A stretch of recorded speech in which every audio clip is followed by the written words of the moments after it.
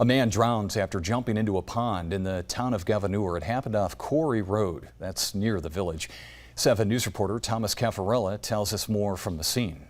Residents of Quarry Road tell me there was a large police, fire, and rescue presence in this area past 5 p.m.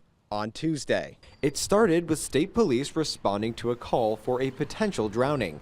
Troopers and members of the underwater recovery team arrived on scene. Residents say they also saw other local first responders. State police identify the person as 32-year-old Chandra Sheffield from Albany, Georgia. Troopers say it appears Sheffield jumped off of a small cliff into a pond, had trouble swimming back to shore, and drowned. Residents tell 7 News rescue efforts were around the pond in front of this home. State police say there is no indication of foul play and the investigation is ongoing.